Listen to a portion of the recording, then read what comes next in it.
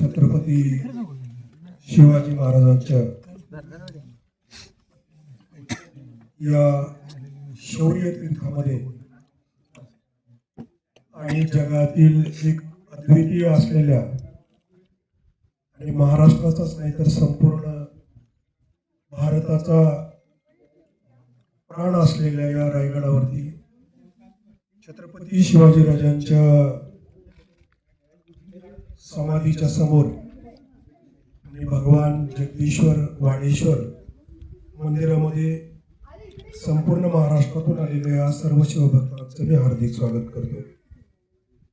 आज आपण म्हणजे ही 10वी वेळ आहे रायगडावर येण्याची. याच्या अगोदर आपण रायगडावरच्या रात्री 1-1.5 तास तुम्हाला इमारतीविषयी किंवा इथल्या वास्तूविषयी बऱ्याचशा गोष्टी सांगून झालेल्या आहेत.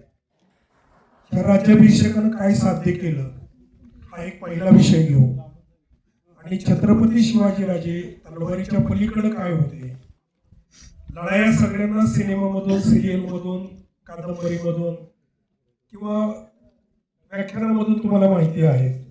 टाळ्यांची वाक्य शिवाजीराजांच्या चरित्रामध्ये अनेक आहेत, परंतु त्याच्या पलीकडचं शिवाजीराजांचं जे चरित्र आहे त्याचा एक वेगळा विषय आज आपण या ठिकाणी निर्धारित वेळेत बोलणार आहोत. तर छत्रपती शिवाजीराजांच्या राज्याभिषेकानं काय साध्य केलं हा पहिला विषय आहे. एक गोष्ट लक्षात घ्या, छत्रपती शिवाजीराजांच्या बालवयातल्या शिक्षणामध्ये याचं बीज पडलेलं आहे. शिवभारत समकालीन जो कवींद्र परमानंदांनी जो ग्रंथ लिहिला त्या ग्रंथामध्ये शिवाजीराजांना 35 विषयाचे शिक्षक शिकवायला होते असा उल्लेख आहे. तर या 35 शिक्षकांनी शिवाजीराजांना वयाच्या 8व्या वर्षापासून 12व्या वर्षापर्यंत शिक्षण पूर्ण केलेलं आहे. त्यांचे विषय जर ऐकले ना आपण तर ते विषय आपलं स्वतःचं प्रापंचिक जीवन किंवा आताचं शिक्षण पूर्ण करून तेवढं वाचायला सुद्धा शिक्षण करायला आणखी अवघड आहे. आपलं एक आयुष्य पुरणार नाही एवढं शिक्षण आहे. त्यामध्ये युद्धकला सगळ्या आल्या आणि या युद्धकलेबरोबर ज्या दुसऱ्या गोष्टी आहेत अजून वेगळ्या त्या कोणकोणत्या आहेत ते नीट ऐका. त्यांना विष उतरवता येत होतं. विंचू साप चावल्यानंतर त्याला उतारा कसा ते येत होतं. सामुद्रिकांचा अभ्यास होता, समुद्रशास्त्राचा अभ्यास होता, जादू टोण्याचा अभ्यास होता. याच्याबरोबर खगोलशास्त्राचा, इतिहासाचा, भूगोलाचा, जगाच्या पातळीवरचा सगळा अभ्यास होता. त्यामुळं शिवाजीराजांच्या लढाईमध्ये अनेक जागतिक पातळीवरच्या ज्या लढाया झाल्या त्या लढायांचा संदर्भ घेऊन शिवाजीराजांनी विजय मिळवलेला दिसतो.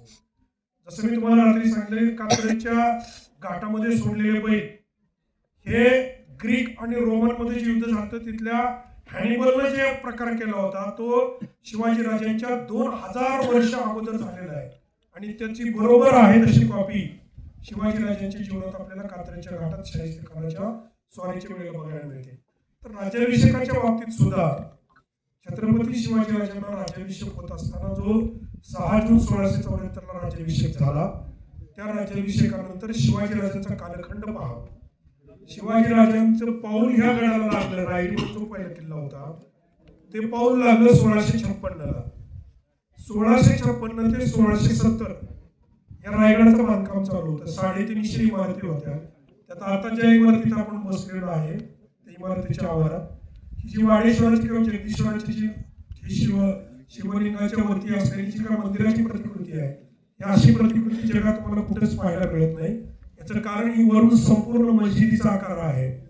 त्याचा दरवाजा जर बघितला तर जसं मस्जिदीला मिनार आहे अगदी तसेच मिनार असे कुठल्याही शिवमंदिरात तुम्हाला दिसणार नाही. त्याचं कारण वरून मस्जिद असेल तरी आज शिवलिंगाची स्थापना आहे. म्हणजे पहिल्या मस्जिदीला शिवलिंग मंदिरात रूपांतरित केलेलं नाही, हे नंतर बांधलेल्या गेल्या. म्हणूनच तो दगड सेवेचे काही तत्पर हिरोजी इंदोरकर तिथं पाहिलेला लावला गेला. तर ते दिल्लीच्या बादशहानं स्वतःला जे जगदीश्वर जाहीर केलं होतं त्याला एक प्रत्युत्तर देण्यासाठी की जगदीश्वर कोणी एखादी तख्तावर बसलेली व्यक्ती नसून हा भगवान शिवच हा जगाचा मालक आहे, जगदीश्वर आहे हे सिद्ध करण्यासाठी त्यांनी या मंदिराची प्रतिकृती या पद्धतीची बांधलेली आहे. एक दूरदृष्टी म्हणजे अकबराच्या काळापासून चालू झालेली जी प्रथा होती त्या प्रथेला दिलेलं हे चोख उत्तर बांधकामातलं आहे.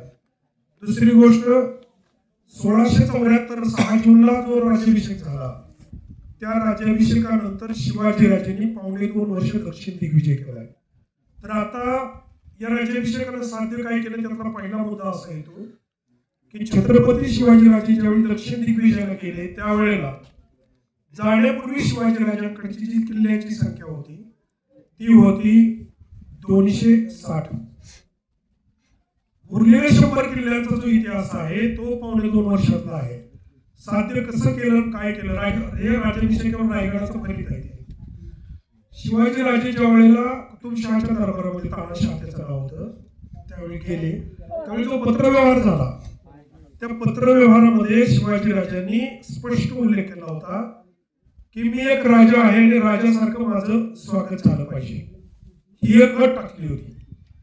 आणि दुसरा एक शिवाजीराजांचा राजेपणाचा राज्याभिषेक न होता सुद्धा एक राजेपणाचा बाण तुम्हाला दिसतो तो आग्र्याच्या भेटीमध्ये. शिवाजीराजांना ज्यावेळी रांगेत उभा केलं जसवंत सिंग राठोडच्या पाठीमाग, त्यावेळी शिवाजीराजांनी आमची दोघांची बरोबरीची म्हणजे योग्यता आहे, तुम्हाला रांगेत उभा करू नको, म्हणजे आम्ही राजे आहोत, हे शिवाजीराजांनी राज्याभिषेक न होता सुद्धा त्या पद्धतीने ते जगत होते. ते दाखवलेली त्या ठिकाणची एक खूण आहे. पण तानाशहाला ज्यावेळी पत्र केलं त्यावेळी तानाशहाला गेलेल्या पत्रामुळं तो जो कुतुबशाह होता, म्हणजे आताचा ज्याला तुम्ही हैदराबाद म्हणता, ती त्याला गोवळकोंडा म्हणायची त्यावेळी, तर तो तानाशहा शिवाजीराजांना राजासारखं स्वागत करायला पाय उतारून अनवाणी पायाने चालत त्याच्या राजधानीपासून 3 कोस आडवा वाटेला आला, राजाचं राजासारखं स्वागत करणं. आणि ते वर्णन आपण शिवाजी महाराजांच्या लढाईमध्ये वाचत नाही, पण ते वाचलं पाहिजे की जगातल्या कुठल्याच राजाचं स्वागत दुसऱ्या राजांनी या पद्धतीने केलेल्या जगाच्या इतिहासात नोंद नाही. रायगडानं राज्याभिषेकानं काय दिलं त्याचा तो मुद्दा आहे. तानाशहानं जे स्वागत केलं तरी कसं आहे तुम्हाला सांगतो, तिथून जे त्याची नगरी लागली गोवळकोंडा, ते गोवळकोंड्यापासून ज्या पहिल्या घरापासून शिवाजीराजांना ज्या महालामध्ये ठेवलं होतं त्या महालापर्यंतचा संपूर्ण रस्ता कुंकू आणि केशर, केशर किती महाग आहे तुम्हाला आता माहिती आहे, कुंकू आणि केशरानं पूर्ण आच्छादित केलेला होता, नुसता सडा नव्हता तर तो आच्छादित केलेला होता. त्याच्याबरोबर या तानाशहानं पूर्ण नगरीमध्ये गुढ्या उभा केलेल्या होत्या स्वागतासाठी, गुढ्या आणि तोरण. आणि या गुढ्या तोरणाबरोबर तानाशहानं 1000 सुवासिनी सोन्याची ताटं घेऊन शिवाजीराजांना ओवाळण्यासाठी ठराविक अंतरावर उभा केली होती. आणि हे उभा केलेले असताना काही अंतरावर काही खास विशिष्ट पोशाख केलेले काही सेवक असे उभा केले होते की ते सेवक मान्यवर होते, म्हणजे कोणी देशमुख होते, कोणी सरंजामदार होते, त्याचे पदाधिकारी होते. आणि त्यांच्या अंगावरती म्हणजे त्यांच्या हातात जी फुलं दिली होती शिवाजीराजांच्या वरती उधळण्यासाठी, ती फुलं सोन्याची होती. त्यामुळं सोन्याच्या फुलाची उधळण पूर्ण वाटेवर शिवाजीराजांच्या अंगावर या कुतुबशहाने केलेला आहे. आणि हा अनभिषक्त राजा, चक्रवर्ती सम्राट, छत्रपती झाल्यानंतर जगातलं एकमेव स्वागत शिवाजीराजांचं आत्ताच्या हैदराबादमध्ये गोवळकोंड्यामध्ये झालं. त्यानंतर ज्या वेळेला राजे आणि हा तानाशहा चालत होते त्यावेळेला त्यांनी विचारले की तुमच्याकडे हत्ती नाही, काही सगळ्या कथा माहिती आहे. त्यावेळी शिवाजीराजांनी उत्तर दिलं होतं की माझ्याकडे हत्ती नाही, पण हत्तीच्या तोडीचे माणसं आहेत, हे माझे सगळे हत्तीचं आहे. आणि ज्या वेळेला हे त्यांनी सांगितलं त्यावेळी तो हसला. आणि या पद्धतीने ऐकायला येते हे बंद करतो. हत्तीच्या तोडीची माणसं आहेत म्हणून ज्यावेळी सांगितलं त्यांनी त्यावेळेला शिवाजीराजांनी त्याची सिद्धता करून दाखवण्यासाठी जो हत्तीचा खेळ त्या ठिकाणी तिथल्या राजाची एक पद्धत होती, राजालाच परवानगी होती. जसं औरंगजेबानं त्याच्या मुलाला सुद्धा एकदा शिक्षा दिली होती की त्याच्या मुलानं हत्तीची झुंज लावली होती तर राजाच फक्त लावू शकतो, हा नियम असल्यामुळे एक खडबडीत पत्र त्यानं आपल्या थोरल्या मुलाला पाठवलं होतं. त्यावेळी तानाशहानं ज्यावेळी हत्तीची झुंज लावली त्यावेळेला एक माजलेला हत्ती आत सोडला, त्याला साठमारी म्हणतात, आणि वरती सगळे बसलेले असतात. त्यावेळेला येसाची कंक, आपण इंदापूरमध्ये येसाची कंकांची वंशज सिद्धार्थ कंक बोलवले होते. त्यावेळी येसाजी कंकांना आत सोडलं की हा माझा. येसाजी कंकांची शरीरयष्टी अतिशय शिडशिडीत होती.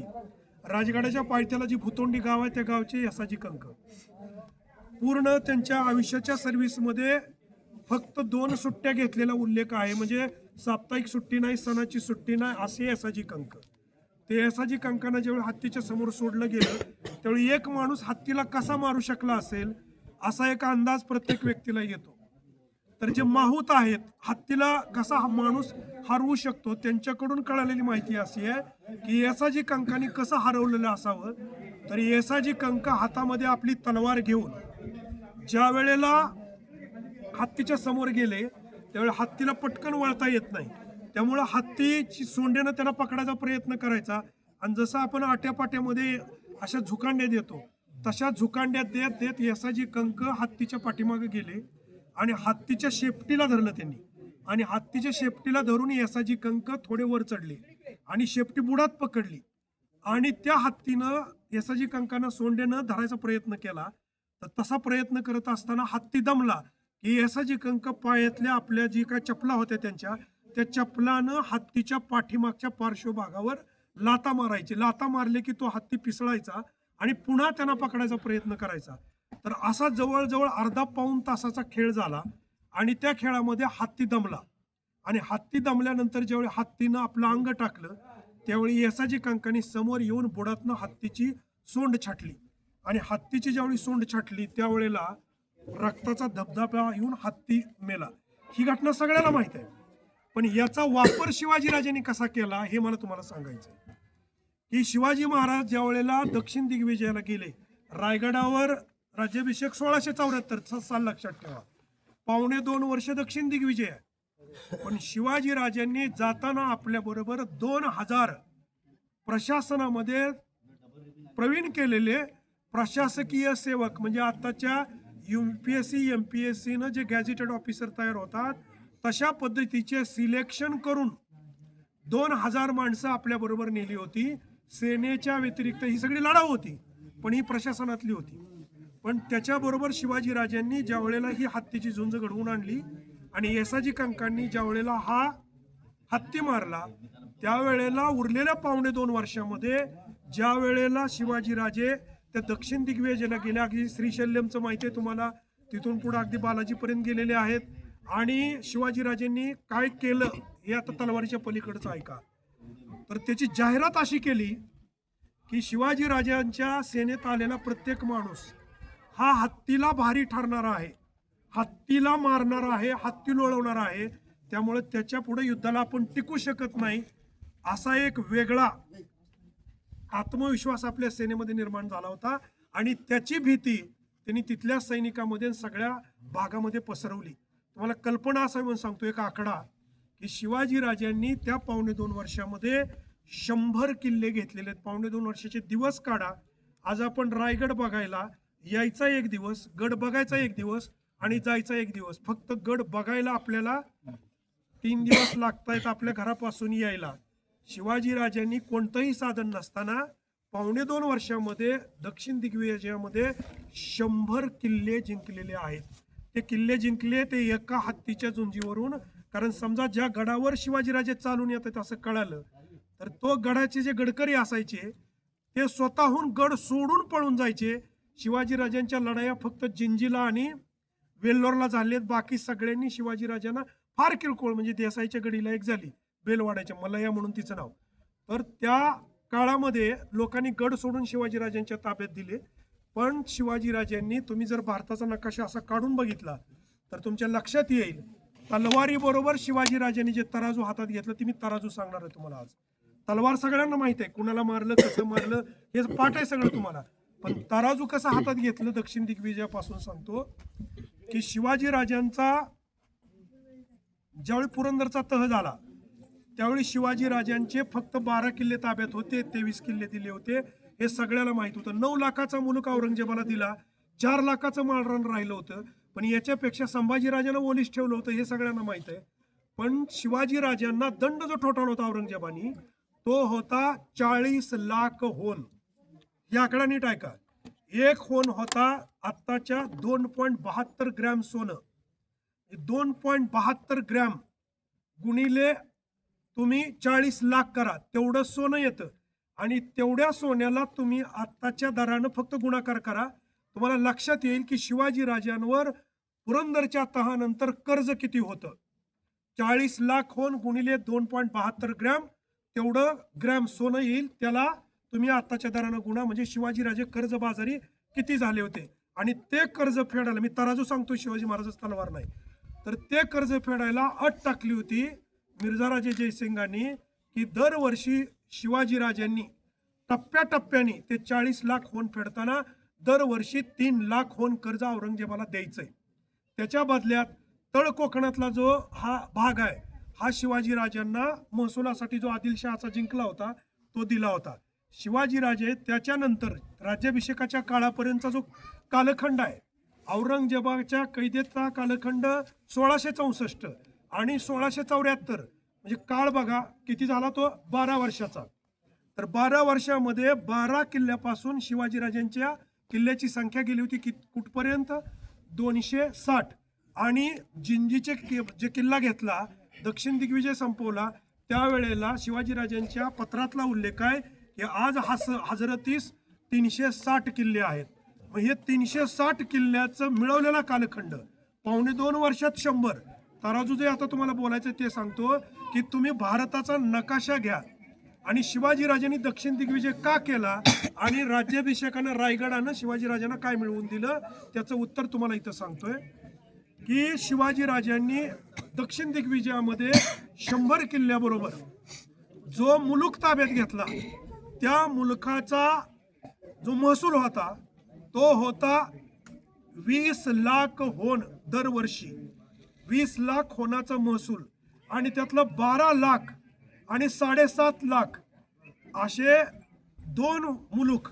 एक दीपाबाई साहेब म्हणजे व्यंकोची राजाच्या पत्नी, त्यांना दूध भातासाठी एक 7 लाखाचा दिला होता, आणि 12 लाखाचा हा आपल्या व्यंकोजी राजांना आपल्या भावाला त्यांनी दान केला होता. म्हणजे 12 आणि 7 19 लाखाचा महसुलाचा मुलूक दान केला. आणि 20 लाख त्यात खंडणी द्यायला सांगितलं होतं. ह्याला कुणाला खंडणी द्यायला सांगितली होती? कुतुबशहाला. खंडणी चालू झाली होती आदिलशहाला. आणि या दोघांच्या खंडणी, म्हणजे या लोकांनी दिग्विजय का म्हणायचं, याला स्वारी का म्हणलं नाही, तर दिग्विजय शब्दाचा अर्थ आपल्या महाभारतामध्ये धर्मग्रंथामध्ये असा आहे की ज्या वेळेला अश्वमेघ यज्ञ व्हायचा त्यावेळेला तो घोडा जो सोडला जायचा, त्या घोड्याला जो कोणी अडवल त्याच्यावर युद्ध करायचं, त्याचा सन्मान करेल, त्याचं मांडलिकत्व पत्करायचं, आणि जो असा जिंकून येईल त्याला दिग्विजय म्हणायचं. मग शिवाजीराजांना तो दक्षिण दिग्विजय का म्हणला, कारण ज्या 2 शाह्या उरल्या होत्या, कुतुबशहा आणि आदिलशहा, या दोघांनीही शिवाजीराजांचं मांडलिकत्व पत्करलं. नुसतं मांडलिकत्व नाही, तर शिवाजीराजांनी त्यांच्याकडून दंड वसूल करायला दरवर्षी खंडणी ठरवली, आणि ती खंडणी इथं शिवाजीराजांना येत होती. हे एक तराजूचा भाग. दुसरा भाग आहे का, हे जो रायरी किल्ल्याचा जो भाग आहे, हा पहिला, हा खोऱ्यातला आहे. कुठल्या खोऱ्यातला? जावळीच्या. जावळी कुठून सुरू होतं, ज्यांनी वासोटा पाहिलाय, वासोटा किल्ल्याचं जंगल म्हणजे कोयनेचं बॅकवॉटर, ते महाबळेश्वर, प्रतापगड सगळा, आणि हा महाडपर्यंतचा भाग, हा सगळा जावळीमध्ये येतो. आणि शिवाजीराजांनी जावळी कधी घेतली? अफजल खानाला मारण्यापूर्वी. अफजल खान मारला 10 जून 1659. त्याच्या आधी म्हणजे इथं आले महाराज 1656ला, म्हणजे अफजल खानाला मारायचे 4 वर्ष आधी. म्हणजे शिवाजीराजांचं वय फक्त 26 वर्ष होतं. तर जावळी घेतल्यानंतर 6 महिने शिवाजीराजे या सगळ्या भागात फिरले. आणि या भागात फिरल्यानंतर बोरप्या डोंगरावर जो प्रतापगड बांधला, त्याचं कारण असं होतं की तो पार घाटावर येत होता, आणि पार घाटातून आदिलशहाच्या विजापूरला महाड म्हणजे महाहाट हा जो बाजार होता, जुन्या काळातला सगळ्यात मोठं बंदर, इंटरनॅशनल बंदर महाड होतं, आणि इथून सगळा इम्पोर्ट एक्सपोर्ट बाजार चालत होता. त्यामुळे हे महसुलाचं जे उत्पन्न होतं त्याच्यापेक्षा जास्त जकातीचं होतं. त्या जकातीच्या वाटेवर एक किल्ला बांधला. आणि अफजल खान मारल्यानंतर 18च दिवसात शिवाजीराजांनी 15 किल्ले घेतले. मी तुम्हाला रात्री सांगितलं, 15 किल्ले घेत असताना त्यात पन्हाळा घेतला, आणि 2 जी दुसरी बंदरं उरली होती, एक दाभोळ आणि दुसरा राजापूर, हे दोन्ही बंदरं पुन्हा ताब्यात घेतली. आणि हे जे आदिलशाही होती याचा सगळाच महसूल शिवाजीराजांच्या ताब्यात आला. हे तराजू सांगतोय मी तुम्हाला, तराजू तो ताब्यात घेतला. आणि तुम्ही पहा, सिद्दी जोहरच्या वेड्यानंतर शिवाजीराजांवरती आदिलशहाकडून कुठलीही मोठी पुन्हा आक्रमणच झालं नाही. उलट त्यांनी त्यांचं मांडलिकत्व पत्करलं. आणि शिवाजीराजांनी ह्या सगळ्या महाराष्ट्रातल्या इंटरनॅशनल, फक्त मुंबई जर सोडली तर सगळी बंदरं आपल्या ताब्यात घेतली आणि इम्पोर्ट एक्सपोर्ट शिवाजीराजांच्या ताब्यात आला. डच, पोर्तुगीज, इंग्रज आणि फ्रेंच या सगळ्यांपैकी फ्रेंच राहिले होते, कारण फ्रेंच आणि डच आपल्याकडे नव्हते.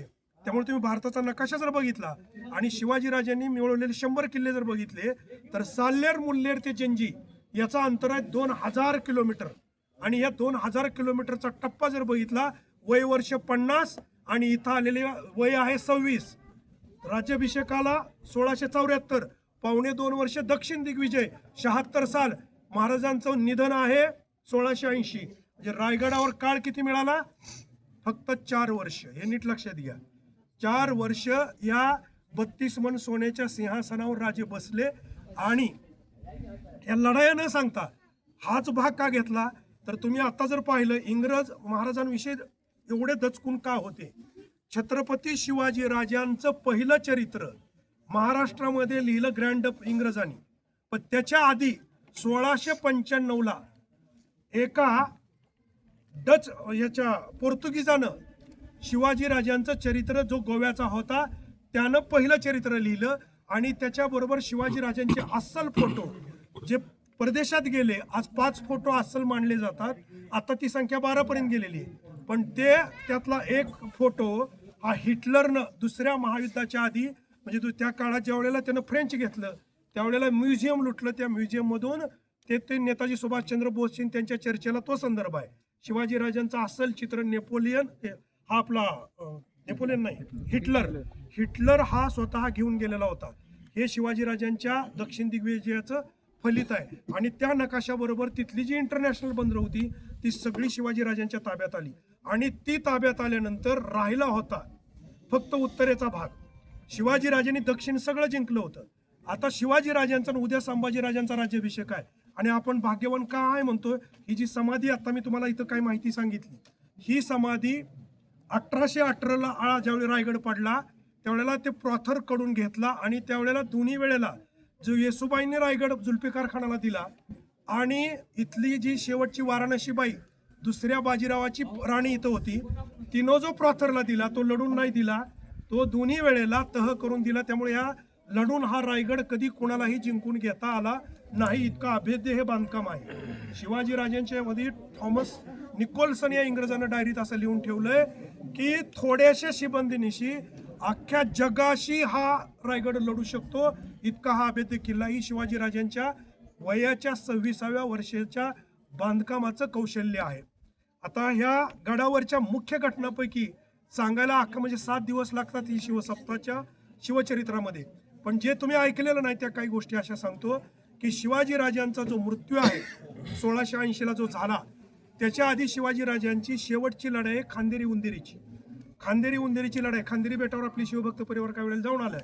तर खांदेरीला तुम्ही जर गेला तर शिवाजीराजांनी आरमार 1656ला इथं आल्यानंतर समुद्र पाहिल्यानंतर पोर्तुगीज बोलवून, नंतर तुम्हाला माहित आहे ती आरमार कसं आरमारचे जनक झाले हे माहित आहे, याच्याविषयी बोलत नाही.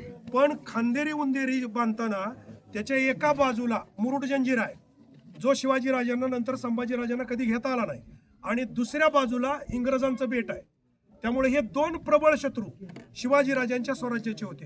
तर खांदेरी उंदेरीला ज्या वेळेला शिवाजीराजांनी किल्ला बांधायला चालू केलं त्यावेळेला आरमाराच्या पद्धतीनं त्याला संरक्षण द्यायचा प्रयत्न करत करत तो गड बांधलाय.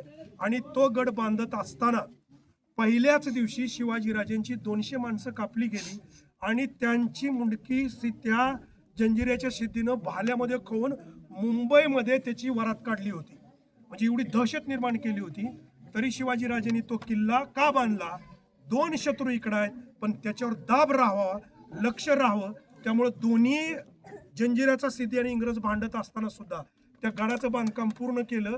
तटबंदी बांधता आली नाही पण शिवाजीराजांनी मोठे मोठे दगड खांदेरी उंदेरीच्या बाजूला टाकले ज्याच्यावर लाटा आपटून तिथे येत नाहीत. ते तंत्र इंग्रजांना कळालं. ज्यावेळी भारत घेतला इंग्रजांनी त्यावेळी आता जो मरीन ड्राईव्ह आहे त्या मरीन ड्राईव्हला जे ब्लॉक टाकलेले आहेत ते ब्लॉक शिवाजीराजांची कॉपी करून इंग्रजांनी तिथे उचलून टाकलेले आहेत. तराजू म्हणजे शिवाजीराजांचा तराजू सांगतोय तुम्हाला, जी टेक्नॉलॉजी शिवाजीराजांनी वापरली. मग त्या लढाईनंतर शिवाजीराजे ज्यावेळी रायगडावर आले त्यावेळी शिवाजीराजांचं वय फक्त 50 होतं. हनुमान जयंतीचा तो दिवस होता. अनेक म्हणजे कथाकारांनी, अनेक बखरकारांनी, अनेक इतिहास संशोधकांनी वादाचे मुद्दे नको म्हणून शिवाजीराजांच्या मृत्यूविषयी कायम असा एक संशय निर्माण केला. आणि तुम्हाला अजूनही सांगतो की शिवाजीराजांचा रायगड हे it is a big question mark. या प्रश्नाची उत्तरं तुम्हाला आयुष्यभर शोधली तरी सगळी मिळतील हे कळणार नाही. त्याचे कारण सांगतो मृत्यू सांगण्यापूर्वी. दिल्ली पडली 1803ला. नीट ऐका. मराठ्यांचं साम्राज्य शिवाजीराजांची जी प्रतिज्ञा होती, अहत पेशावर तहत तंजावर, म्हणजे सिंधू पासून कावेरीपर्यंत माझं निष्कटंक राज्य असेल, स्वराज्य असेल, ही प्रतिज्ञा होती. आणि ही प्रतिज्ञा पूर्ण नंतर शिवाजीराजांच्या सुनेनं पूर्ण केली, ताराराणीनं. पण ते होत असताना या रायगडाच्या बाबतीत हे दप्तर, हे बिग क्वेश्चन मार्क का तयार झाला हे सांगतो ऐका. 1803ला दिल्ली पडली, लाल किल्ला. पण त्याच्या आधी 1785 ते 1803, नीट ऐका, 1785 ते 1803 या अखंड 18 वर्षामध्ये दिल्लीच्या लाल महालावरती, किल्ल्यावरती मराठ्यांचा भगवा ध्वज फडकत होता. इंग्रजांनी जो युनियन जॅक चढवला तो हिरवा चंद्र असलेला ध्वज उतरवून नाही, तर मराठ्यांचा भगवा लाल किल्ल्यावरला उतरवून तिथं त्यांचा युनियन जॅक चढवला. ते पडले कधी? 1803ला. आणि रायगड पडला 1818ला. 1818ला जेवढी रायगड पडला त्यावेळेला त्या काशीबाईंनी, म्हणजे दुसऱ्या बाजीरावाची पत्नी, तिनं तो प्रॉथरला दिला. पोटल्याच्या माळावरून इकडं तो हल्ला झाला आणि वर्णन आहे की 9 दिवस रायगडावरच्या इमारती जळत होत्या. त्यावेळी तो दिला.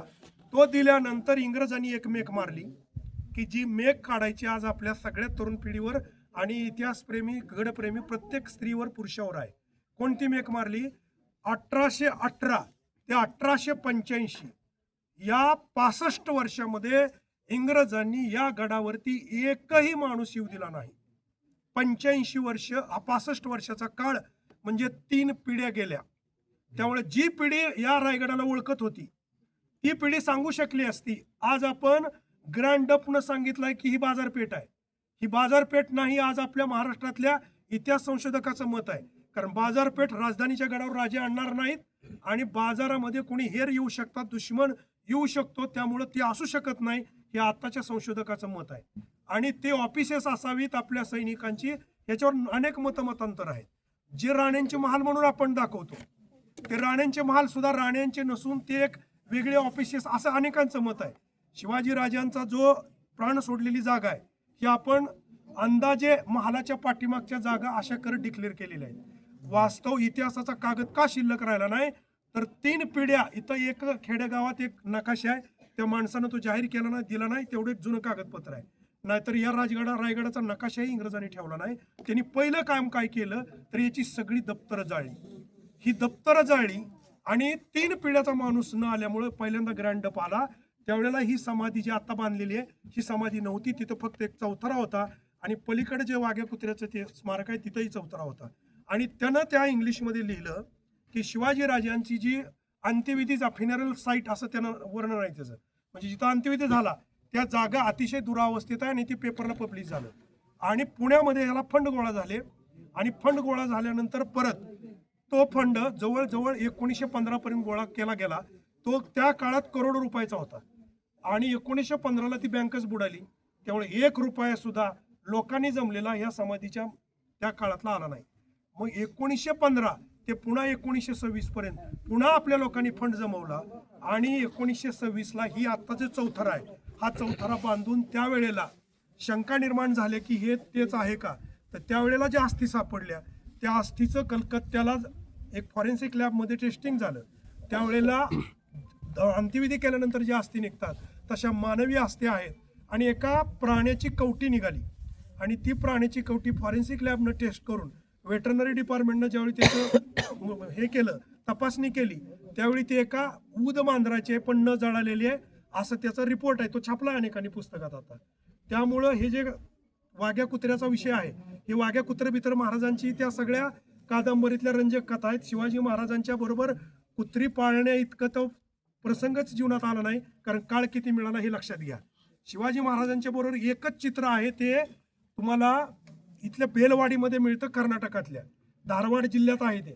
तर तिथं ते जे चित्र आहे त्या कुत्र्याच्या तोंडाला पिशवी घातलेली आहे त्या शिल्पामध्ये सुद्धा. तर ती पिशवी का घातलेली आहे, तर तुम्हाला इथं कोल्हापूरचं कोण असेल तर माहित असेल की शाहू महाराजांच्या पथकामध्ये चित्ता पाळलेले होते. तर चित्ते शिकारीसाठी पाळत होते, त्यामुळे शिवाजी महाराजांचे चित्ता पाळलेलं पथक त्यांच्या बरोबर असायचं. त्याचं ते चित्र आहे, महाराज बरोबर वागवायचे आणि ते चित्र आहे. त्यामुळे कुत्री बित्रीन ते चितेत उडी टाकली हे सगळं थोतांड कथा आहे, त्याला काही अर्थ नाही.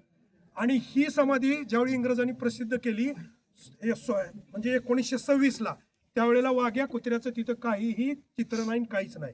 तिथं फक्त एक चौथरा होता आणि तो चौथरा आता इथं तुम्ही शिवाजी महाराजांच्या मृत्यूबद्दल थोडंसं तुम्हाला सांगतो.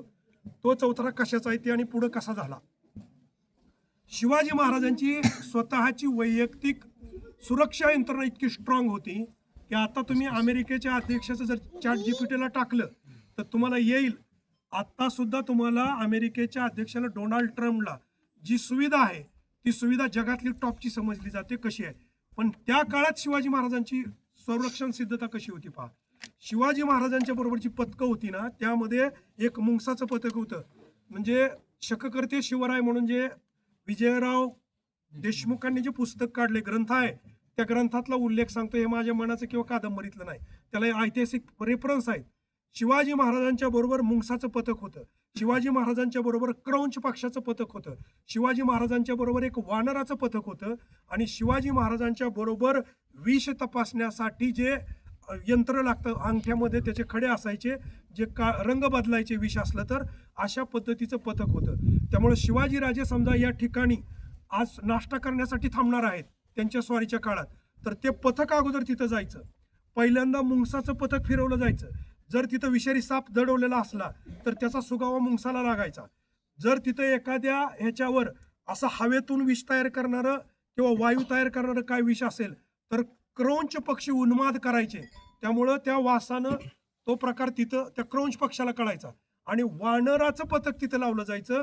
जर वानर ही जी वानर आहेत त्यांच्याजवळ जर विष आलं तर वानराला एक सेन्स आहे की ते एक वेगळ्या प्रकारचा उन्माद करतात, ते ट्रेंड होती. तर त्याच्यानंतर पुन्हा शिवाजीराजांचं एक डॉग स्क्वॉड यायचं आणि भूसुरुंग वगैरे आता जे पथक आहे त्या पद्धतीचं सगळं चेक करायचं. आणि मग शिवाजीराजे तिथं येऊन जे शिवाजीराजांना पाणी दिलं जायचं, अन्न दिलं जायचं, ते सगळंच्या सगळं ते विष परीक्षण होऊन तपासून मग ते खाल्लं जायचं. त्यामुळं शिवाजीराजांना बाहेरच्या कुठल्याच माणसाला मारता येणं शक्य नव्हतं.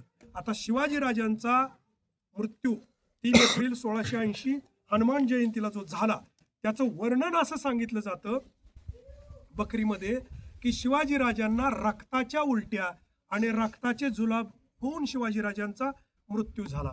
तर 50व्या वर्षी शिवाजीराजांचा स्टॅमिना जर बघितला तुम्हाला लक्षात घ्या, 1666ला फक्त 12 किल्ले, 1674ला 260 किल्ले आणि 1676ला 360 किल्ल्याचे मालक शिवाजीराजे. त्यात रत्नागिरी जिल्ह्यामध्ये 53 किल्ले आहेत आणि पुणे जिल्ह्यामध्ये 36 किल्ले आहेत. महाराष्ट्रामध्ये ऐका, आपण महाराष्ट्राची लेकरं आहोत म्हणून, महाराष्ट्र ही भूमी असे की जगातल्या सर्वात जास्त किल्ले ज्या भूप्रदेशावरती आहेत ते सगळे महाराष्ट्रात आहेत. आणि आपलं भाग्य असं मोठं आहे की यातल्या आता 12 किल्ल्याला जागतिक वारसा म्हणून या वर्षी युनेस्कोनं डिक्लेअर केलं. जगात सर्वश्रेष्ठ भूमी आपली ठरायला आपल्याला 350 वर्ष गेली का, तर 65 वर्ष इंग्रजांनी हे दाबून टाकलं आणि शिवाजीराजांच्या सगळ्या इमारती प्रत्येक किल्ल्यावरल्या या सगळ्या सुरुंग टाकून बॉम्ब टाकून उद्ध्वस्त केल्या, जेणेकरून खूण सुद्धा कळू नये. आता जो इतिहास उपलब्ध आहे तो जगात जी पत्र बाहेर गेली सगळीकडं, त्या पत्रातल्या उल्लेखावरून आपण शिवाजीराजांचं चरित्र तयार करून ऐकतोय. तर शिवाजीराजांचा मृत्यू जो झाला तो त्या लक्षणाने झाला, पण 100% शिवाजीराजांना विष देऊनच मारलं गेलं ह्याची खात्री का पटते? जबाबदार अनेकांचे फोन चालू आहेत, रेकॉर्डिंग चालू आहे, तरी हे सगळं व्हायरल होतंय मला माहिती आहे, रायगडावरले व्याख्यानं व्हायरल होतात, पण 100% विष देऊन मृत्यू झाला आहे शिवाजीराजांचा, याला पुरावा म्हणजे मृत्यूनंतर ज्या घटना घडल्या त्या घटना ह्याला पुरावा म्हणून आपल्याला वापरता येतात. राहुजी सोमनाथांनी रायगड सील केला, एकही माणूस खालचा खाली नाही, वरचा वर नाही. ऐका, त्याच्यानंतर अनाजी दत्तो आणि मोरपंत पिंगळे हे इथून पुन्हा तळबीडला गेले. तळबीड आहे कराडच्या जवळ, पालीच्या जवळ. आणि तळबीडला जाऊन त्यांनी काय केलं, त्यांनी हंबीरराव मोहिते सरसेनापतींना हुकूम दिला की आम्ही पंतप्रधान पेशवे आहोत, आणि त्यावरती एक पत्र आणलं त्यानं लिहून इथून दरबारातलं, आणि त्या दरबाराच्या पत्रावर शिक्के सुद्धा होते की संभाजीराजांना कैद करावं. पण त्या पत्रावर सही नव्हती शिवाजीराजांची. हंबीरराव मोहिते चाणाक्ष होते, त्यांनी ते पत्र पाहिलं आणि सांगितलं याच्यावरती सही नाही, त्यामुळे मी तुम्हाला कैद करू शकत नाही. त्यावेळी जी संभाजी यांच्याजवळ हंबीरराव मोहिते बरोबर जी सेना होती, त्या सेनेला हुकूम दिला. कुणी? पंतप्रधान म्हणून कुणी दिला? पेशव्यांनी दिला, मोरपंत पिंगळ्यांनी दिला, की हे जरी सेनापती असले तर त्यांचा वरिष्ठ अधिकारी मी आहे, तर तुम्ही माझा हुकूम ऐका आणि तुम्ही याला कैद करा. त्यावेळी एकही मावळा पुढं आला नाही. 3 वेळा विचारलं, त्यावेळी एका सैनिकानं उत्तर दिलं की आम्ही सेनापतीचा हुकूम मानतो. आणि मग सेनापतीने हुकूम दिला की यांनाच कैद करा. ही स्वराज्याला मिळालेली कलाटणी आहे. आणि कैद केलं, संभाजीराजांच्या पुढं हजर केलं. जर हंबीरराव मोहितेंनी तो हुकूम पाळला असता तर संभाजीराजे पन्हाळगडावरच मारले गेले असते. हा पुढचा इतिहास तुम्हाला सगळ्यांना माहित आहे पुढं काय झालं. पण ज्यावेळी संभाजीराजे इथं आले त्यावेळेला शिवाजीराजांच्या अस्थीबरोबर पुतळाबाई साहेब पुन्हा चिता रचली गेली, आणि शिवाजीराजांची सगळी क्रियाकर्म करताना पुतळाबाई साहेब सती गेल्या, आणि शिवाजीराजांचा अगोदरच अंत्यविधी झाल्यामुळं त्यांचा दुसरा अंत्यविधी त्याच्या शेजारी केला गेला, त्याचा तो चौथरा होता. त्यामुळं 1926ला ही समाधी बांधल्यानंतर इंग्रजांनी जो फोटो डिक्लेअर केलाय त्यात ह्या वाघ्या कुत्र्याची समाधी नाही. ज्या लोकांनी वर्गणी गोळा केली, ज्या लोकांनी ह्या पैशाचा भ्रष्टाचार केला, त्या लोकांनी पुन्हा वर्गणी केली, आणि ती वर्गणी गोळा करून पुन्हा त्याच लोकांनी 1935 ते 36 या काळामध्ये ती वाघ्या कुत्र्याचं भूत तिथं आणून उभा केलं. कुत्रं काही नाही, ती पुतळाबाईची समाधी. याच्यासारखं दुर्दैव कुठलं नाही. पुढं मागं महाराष्ट्राला याला जाग येईल आणि याच्या कागदपत्रानुसार सिद्ध होईल, ते कधीतरी काढलं जाईल ह्याची 100% आपल्याला खात्री आहे, कारण ते अनैतिहासिक आहे.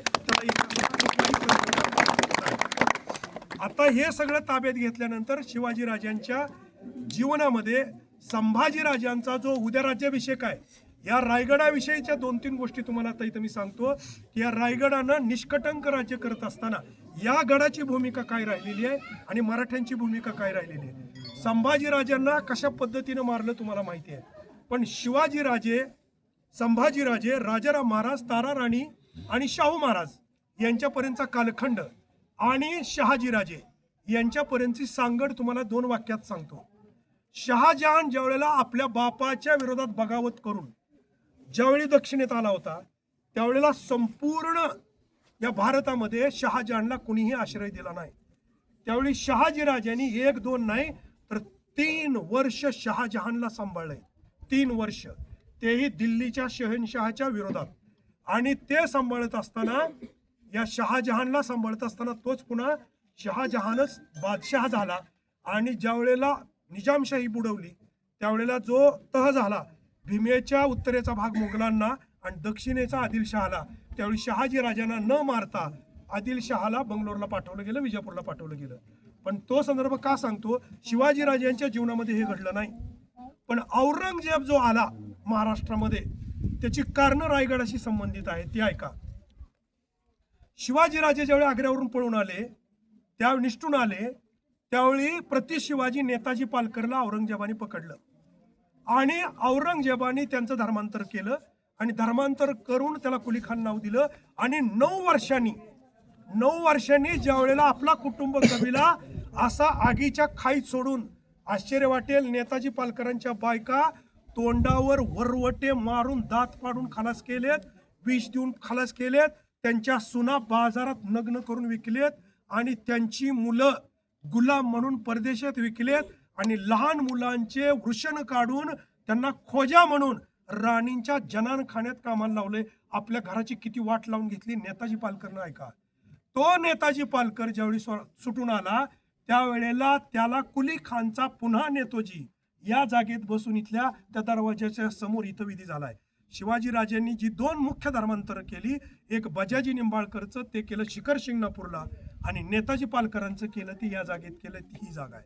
इथं नेताजी पालकरांचं धर्मांतरण केलं आणि नेताजी पालकरांना काही अधिकार दिले, काही जागीर दिली. आणि औरंगजेबाच्या सगळ्या दरबारातला प्रत्येक माणूस कोण फितूर होऊ शकतो याचा पूर्ण आराखडा नेताजी पालकरवर होता, नेताजी पालकरकडे होता. त्यामुळं शिवाजीराजांच्या हयातीतच औरंगजेबानं इकडे येण्याचं नियोजन केलं होतं. त्यामुळे शिवाजीराजांनी दक्षिण दिग्विजय केल्यानंतर पुन्हा सगळे किल्ले भक्कम केले आणि एवढा साठा केला की ज्या दिवशी तुम्हाला आता जिथं टाकसाळ बघितलं तुम्ही, शिवाजीराजांचा जो खजिना आहे तो मृत्यूच्या दिवशी 4 लाख कोट रुपये होता. माँसाहेबांनी मृत्यूपूर्वी शिवाजीराजांना पाचाडला शेवटची आयुष्यभराची जी धनाची पुंजी जी चावी दिली, ते धन किती होतं ऐका, 25 लाख होन. हे जागतिक रेकॉर्ड आहे. एखाद्या पुत्राला एखाद्या आईनं दिलेल्या धनाचं जागतिक रेकॉर्ड आहे. 25 लाख होन म्हणजे एक होन 2.72 ग्रॅम. 25 लाख गुणिले 2.72, तो आकडा येतो 6 टन 860 किलो. एवढं सोनं माँसाहेबांनी मृत्यूपूर्वी आपल्या पुत्राला दिलं, ही ती भूमी आहे.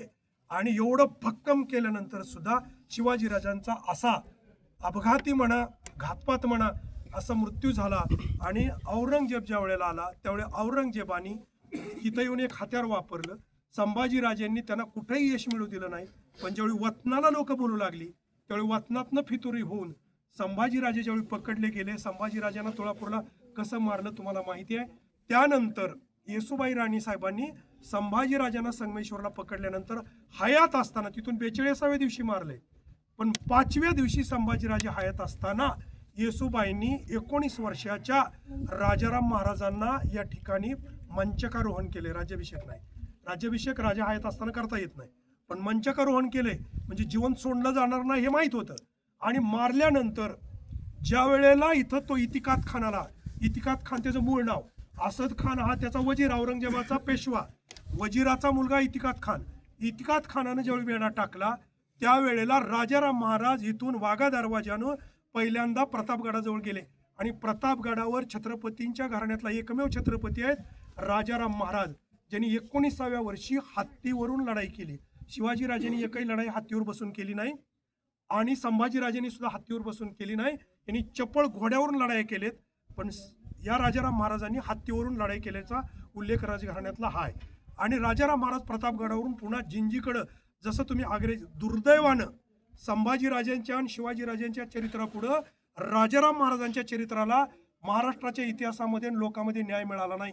पण ते चरित्र किती उत्तुंग आहे त्याचं एक शेवटच्या 4-5 मिनिटांमध्ये मी तुम्हाला सांगतो. या राजाराम महाराजांनी जिंजीला जाताना शिवाजीराजांनी जसं वेषांतर करून आले आग्र्यावरून, त्याच्यापेक्षाही वाईट अवस्थेत राजाराम महाराज जिंजीला पोहोचलेत. म्हणजे ते अंतर किती आहे. आणि औरंगजेबाची सेना सगळीकडे विखुरलेली असताना तिथं पोहोचले. आणि हे पोहोचल्यानंतर औरंगजेब ज्या वेळेला शिवाजीराजांच्या मृत्यूनंतर संभाजीराजांना मारल्यानंतर महाराष्ट्रात नंगा नाच करत असताना राजाराम महाराजाला पकडण्यासाठी जिंजीला 8 वर्ष वेढा दिला. 8 वर्ष.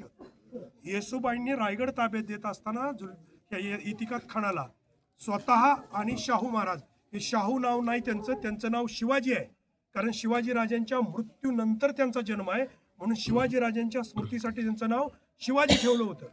आणि संभाजीराजांनी आपली पत्नी येसुबाईला स्वतः शिक्क्याचा अधिकार दिला होता.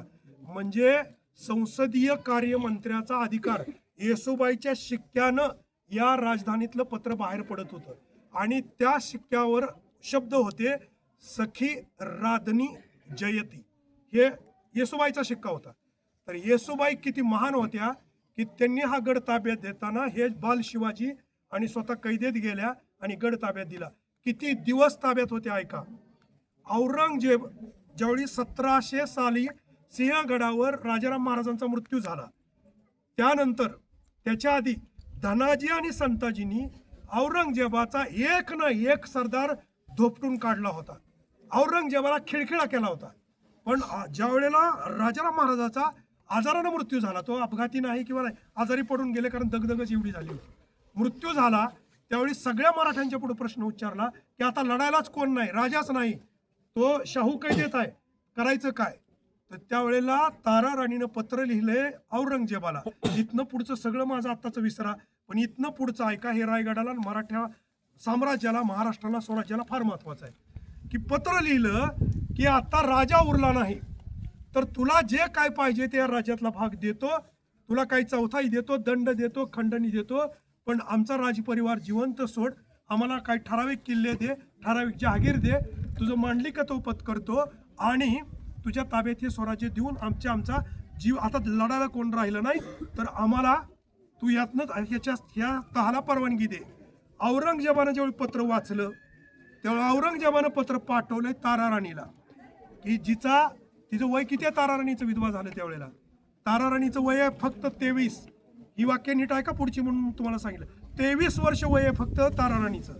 आणि औरंगजेबाचं पत्र आलंय की तू पहिल्यांदा तुझे सगळे किल्ले आणि स्वराज्य आणि सेना सरेंडर कर, म्हणजे तू शरण ये, माझ्या ताब्यात दे, तू ताब्यात ये, आणि त्यानंतर मी ठरवीन की तुला जीवन सोडायचं किंवा तुला कैदेत ठेवायचं का तुला ताब्यात. येसुबाई आणि बालशिवाजी तर त्याच्या कैदेत आहे.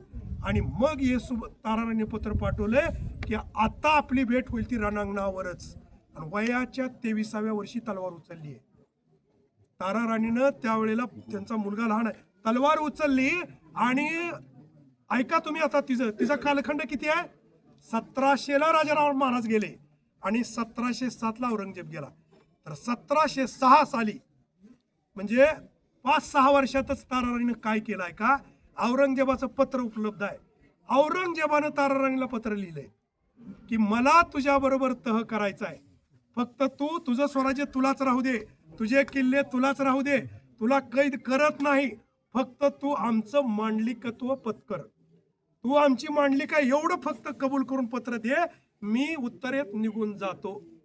त्यावेळी तारा राणीनं ठणकावून जबाब पाठवलाय की तुला आता इथनं पुढं पत्र येणार नाही, तुझ्यात धमक आणि हिंमत असेल तर तू तलवार घेऊन समोर ये, आपली भेट आता कायम रणांगणावरच होईल. दुर्दैवानं म्हणजे तारा राणीची हिंमत बघा, 1707ला औरंगजेब मेला, आणि औरंगजेब मेल्यानंतर तारा राणीच्या विरोधात औरंगजेबानं शिवाजीचं नाव शाहू केलं आणि शाहूला सोडलं. या दोघात दुफडी निर्माण होईल असं केलं. धनाजी जाधवांनी बाजू घेतली आणि शाहू महाराजांनी जो पुढे पराक्रम केलाय तो ऐका. संभाजीराजांचा बदला महाराष्ट्रानं कसा घेतला एवढं सांगतो आणि थांबतो. संभाजी, आपल्याला वाटतं ना सगळ्याला की संभाजीराजांना एवढं हालहाल करून मारलं, तर संभाजीराजांचा बदला कसा घेतला पाहिजे. तर संभाजीराजांचे जे पुत्र होते शाहू महाराज, त्यांनी राजधानी, ही राजधानीच नव्हती ना, गडच नाही, किल्लाच नाही, कुठला मोठा किल्ला नाही, पुरंदर ताब्यात नाही, राजगड ताब्यात नाही, रायगड ताब्यात नाही, पन्हाळा ताब्यात नाही, सिंहगड ताब्यात नाही, जे जे छोटे छोटे किल्ले होते त्याच्यावर शाहू महाराज होते. आणि शाहू महाराजांनी पुन्हा साताऱ्याचा अजिंक्य तारा, तो अजिंक्य तारा घेतला आणि अजिंक्य तारावर साताऱ्यात शाहू महाराजांनी स्वतःची 30 ते 40 हजाराची खडी फौज स्वतःच्या संरक्षणासाठी उभी केली. मराठ्यांची किल्ला, म्हणजे औरंगजेब म्हणायचा ना हे डोंगरातले उंदीर आहेत, तर मराठ्यांची पहिली उघड्यावरची राजधानी, की ज्याला डोंगर नाही, तो साधा चढ आहे, अजिंक्य तारा पाहिला असेल तुम्ही, उघड्यावरची राजधानी मराठ्यांनी तिथे निर्माण केली. आणि ऐका, शाहू महाराजांच्या त्या किल्ल्यावरच्या 52 वर्षाच्या वास्तव्यामध्ये एकही हल्ला झाला नाही त्या राजधानीवरती. म्हणजे शाहू महाराजांना आपण असं समजतो की पुढे पेशवाई आली त्याची चूक, ते नाही. शाहू महाराजांचं चरित्र आपल्याला नीट वाचता आलं नाही, कळालं नाही. मग 1717ला शाहू महाराज गादीवर असताना 1717ला खंडोजी दाभाडे, शंकररावजी मल्हार, बाळाजी विश्वनाथ आणि पहिले बाजीराव, 19 वर्ष वय होतं त्यांचं, त्यांच्या आयुष्यातली पहिली लढाई थेट दिल्लीवर स्वारी आहे. आणि दिल्लीवर स्वारी करताना औरंगजेबाचा एक नातू, तो नातू औरंगजेबाचा पुण्यामध्ये वारला होता, त्याचं नाव होतं मुई खान. आणि तो पुण्यात मेला म्हणून औरंगजेबानं पुण्याचं नाव बदलून त्याचं नाव केलं होतं मुहियाबाद. पुण्याचं नाव मुहियाबाद केलं होतं. या गडाचं नाव इस्लामगड केलं होतं. त्यानं रायगडाचं नाव पुसलं होतं आणि इस्लामगड केलं होतं. त्याचा जो दगड आहे उर्दू भाषेत लिहिलेला तो पाचाडच्या कोट्यावर लावला होता. तो पडला ना, आता मुंबईच्या आर्काईव्हमध्ये तो उपलब्ध आहे. औरंगजेबानं तयार केलेला तो पाचाडच्या किल्ल्या त्या कोटावर लावला होता. तर तो 1717ला या चौघांनी स्वारी केली आणि एक तोतया जो औरंगजेबाचा नातू मेला होता तो तोतया शाहू महाराजांनी हत्तीवर बसवला आणि औरंगजेबाचा खरा वारसदार हाच आहे म्हणून दिल्लीला पाठवला. त्यावेळी औरंगजेबाचा एक पंतू तो गादीवर होता आणि तो जो गादीवर होता सियार त्याचं नाव, तो जो गादीवर होता त्याला पकडला आणि पकडल्यानंतर जसे संभाजी महाराजांचे डोळे काढले म्हणजे औरंगजेबाचा पंतू दिल्लीच्या तख्तावरला शाहू महाराजांनी पकडला म्हणजे यांच्या सेनेनं आणि पकडून संभाजी महाराजांसारखेच त्याचे डोळे काढले आणि त्याला त्याचं गर्दन मारून त्याला खलास केला. आणि 1717 ते 1720 दिल्लीच्या तख्तावर कोणता बादशाह बसवायचा हे मल्हारराव होळकर पुढचे आणि हे जे महाजी शिंदे, हे खंडेराव दाभाडे आणि शंकराजी मल्हार आणि पहिले बाजीराव आणि बाळाजी यशवंत यांनी 3 राजे बदलले आणि 1920ला गादीवर जो राजा बसवला त्याच्याकडून 3 सनदा घेतल्या. त्या ऐका फक्त संपलं. या 3 सनदा कुठल्या होत्या? पहिली सनद घेतली शाहू महाराजांनी की जे आमचं स्वराज्य तयार झालंय याला दिल्लीच्या बादशहाकडून याला मराठ्यांचं राज्य म्हणून मान्यता. दुसरी सनद घेतली. कोणती सनद? ती नीट ऐका. तराजू शेवटची तराजू सांगतोय. शिवाजी महाराजांनी जे तराजू निर्माण केलं ते किती भक्कम होतं, व्यापार किती भक्कम होता. दुसरी सनद अशी घेतली की बुऱ्हाणपूर मध्य प्रदेश ते तिरुपती बालाजी, त्यामध्ये गोवळकोंडा आलं म्हणजे हैदराबाद आणि विजापूर हे सगळं आलं. हे जे 6 सुबे होते या 6 सुब्याची चौथाई म्हणजे जे रेव्हेन्यू येईल, महसूल येईल त्यातली चौथाई म्हणजे 25% महसूल ह्या स्वराज्याला जमा करायचं. हे दुसरं कलम. आणि तिसरं कलम जे ते महत्वाचं, अतिशय महत्वाचं तिसरं कलम होतं की त्या ह्या दुसऱ्याच कलमामध्ये आणखी एक पोटकलम असं होतं की ह्याची सरदेशमुखी म्हणजे चौथाई झाली खंडणी आणि सरदेशमुखी म्हणजे यातला 10वा हिस्सा हा स्वराज्यात जमा करायचा असा डबल दंड दिल्लीच्या तख्ताला लावला. आणि तिसरं कलम जे होतं ते तिसरं कलम अतिशय महत्वाचं महाराष्ट्राच्या स्वाभिमानाचं, ते म्हणजे महाराणी येसूबाईची सही सलामत आणि अगदी सन्मानपूर्वक सुटका. ती नुसती सुटका नाही माझ्या बांधवांनो, फक्त येसूबाईच आपल्याला माहित आहे. पण येसूबाईंबरोबर शिवाजीराजांची एक धर्मपत्नी गुणवंताबाई जी इथून येसूबाई बरोबर कैद झाल्या होत्या त्याही कैदेत होत्या. त्याचं नावही कोणाला माहित नाही. येसूबाई किती कैदेत होत्या, किती दिवस? 1689ला संभाजीराजांची हत्या आहे आणि 1690च्या 6 महिन्यातच रायगड पडलाय आणि रायगडानंतर कैद आहे. 1689 पासून ते म्हणजे त्या 6 महिन्यात ते 1720 म्हणजे 32 वर्ष या महाराणी कैदेत आहेत. तर येताना हत्तीवरून आग्रा ते सातारा येसूबाईची हत्तीवरून मिरवणूक आहे. आणि नुसती मिरवणूक नाही तर तिथं जे जे गडी आणि जे जे किल्ले आहेत त्या किल्ल्यावर एका महाराणीचं स्वागत असं करत करत तो इथपर्यंत साताऱ्यापर्यंत येसूबाईंना आणलेला आहे. तर दिल्लीचेही तख्त राखतो महाराष्ट्र माझा हा हे जे शब्द आहेत ते दिल्लीचे तख्त हे राखण्याची पद्धत शाहू महाराजांपासून सुरू झाली. म्हणजे शिवाजीराजांच्या नातूनच ती सुरू केली. शिवाजीराजांनी रायरेश्वरावर जी प्रतिज्ञा केली होती की माझं स्वराज्य कसं असावं त्या स्वराज्याची प्रतिज्ञा शाहू महाराजांच्या काळात आणि पुढं आपण जी 2/3 भारत जिंकला ते आपल्या मराठ्यांनी पूर्ण केली. आता आपण गडावर येतोय तर गडावर येताना आपली जबाबदारी एकच आहे. जो इंग्रजांनी दाबून टाकला, जो मुस्लिम शासकांनी जाळून टाकला आणि जो बखरकरांनी विकृत केला आणि जो कादंबरीकरांनी रंजक केला, टीव्हीच्या सिरियलनी सिनेमावाल्यांनी हा जो रंजक बनवला तो सगळा इतिहास बाजूला करून अस्सल इतिहास शिवाजी महाराजांचा पुन्हा जगापुढे आणण्याची जबाबदारी या गडकोट किल्ल्यावर येणाऱ्या प्रत्येक धारकरीची आहे हे लक्षात ठेवा. वारीला पंढरपूरला जातो त्याला वारकरी म्हणतात आणि गडावर जो किल्ल्यावर येतो त्याला धारकरी म्हणतात. त्यामुळे वृत्तीचे वारकरी आणि कृतीचे धारकरी ही आजच्या काळाची गरज आहे आणि ते गडावर येऊनच होणार आहे. म्हणून प्रत्येक घरामध्ये हा वारसा आपण जपला पाहिजे. ही परंपरा जपण्यासाठी शेवटच्या श्वासापर्यंत गडकोट किल्ल्याचा वारा अंगाला लागला पाहिजे. सह्याद्रीसारखं इतकं सुंदर वैभव महाराष्ट्राचं आपण आपल्या डोळ्यांनी पाहिलं पाहिजे आणि एखादा दिवस तरी, महिन्यातला एखादा दिवस तरी आपण गडावर आलं पाहिजे.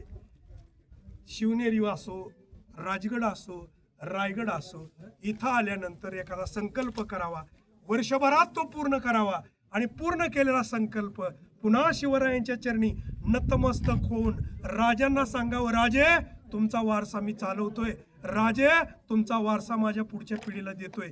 याच्यासाठी किल्ल्यावर यावं आणि म्हणून आपण भाग्यवान आहोत. 100 वर्ष समाधीच्या बांधकामाला पूर्ण होत असताना आणि संभाजी महाराजांचा राज्याभिषेक उद्या असताना या 2 दिवसाच्या मध्ये आज आपण रायगडावर आलो. त्यासाठी स्वतःला भाग्यवान समजा.